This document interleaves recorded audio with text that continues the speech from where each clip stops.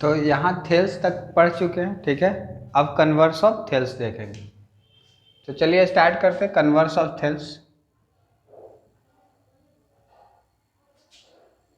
Converse of BPT, ठीक है। देखो बाबू, कन्वर्स ऑफ बीपीटी भी आपको सेम उसी से रिलेटेड है, ठीक है। आप समझिएगा इसका स्टेटमेंट क्या होता है। कहता है कि किसी एक ट्रायंगल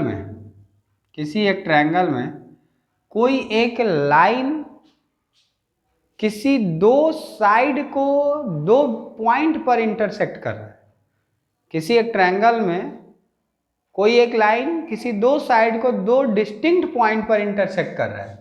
और समझिएगा कि एक यहाँ से एक लाइन है जिसका नाम L है, ये इसको, ठीक है, D और E पर इंटरसेक्ट कर रहा है। D पर और E पर क्या कर रहा है बाबू, इंटरसेक्ट कर रहा है, ठीक है। तो गिवन आपके पास क्या हो गया, गिवन आपके पास ये हो गया कि ए लाइन, ठीक है, A line L divides AB at D and AC at E, ठीक है। मतलब एक लाइन जो है AB को D पॉइंट पर और AC को E पॉइंट पर इंटरसेक्ट कर रहा है, डिवाइड्स कर रहा है। सच दैट, इस तरह से कर रहा है, सच दैट कि जो AD बटा में DB है वह आपको क्या है बाबू, AE बटा में EC के इक्वल है। समझ रहे हैं ना, ऐसे वो डिवाइड कर रहा है। क्लियर है। तो साबित कीजिए, टू प्रूव, कि ये तभी पॉसिबल है, ये रेशियो तभी पॉसिबल है जब ये जो लाइन होगा DE, ठीक है, वह BC के क्या हो जाए बाबू, पैरेलल हो जाए। ये तभी पॉसिबल हो सकता है, ठीक है। तो ये हमारा कन्वर्स ऑफ BPT है, ठीक है, कन्वर्स ऑफ थेल्स थ्योरम है।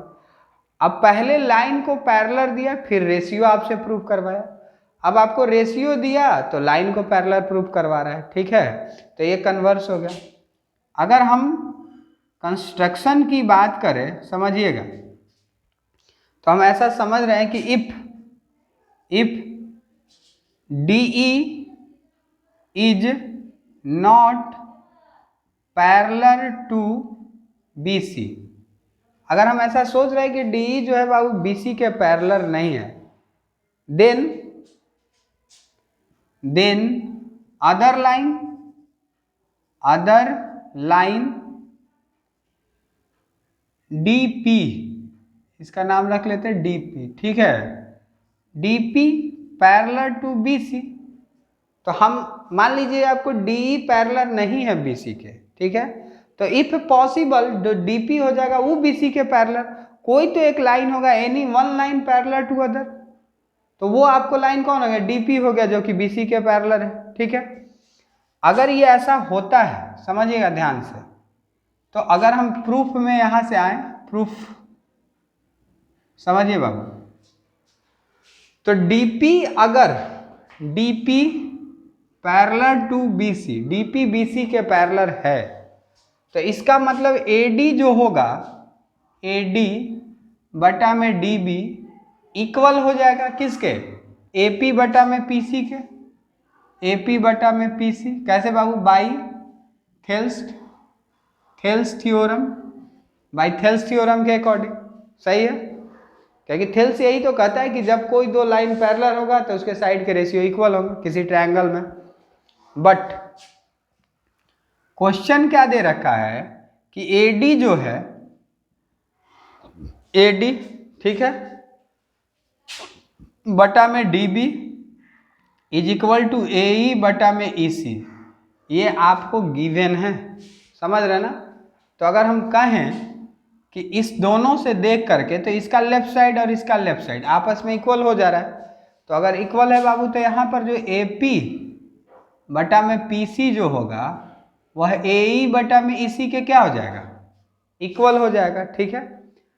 अब आप देखिए AP बटा में क्या, AP बटा में PC और यहाँ से AE बटा में EC, ये इक्वल आया। हम क्या करेंगे बाबू, ऐड करेंगे, क्योंकि ये रूल आप जानते ही हैं कि फ्रैक्शन हो तो आप दोनों साइड कुछ भी जोड़ घटाव गुना भाग कुछ भी कर सकते हैं, ठीक है।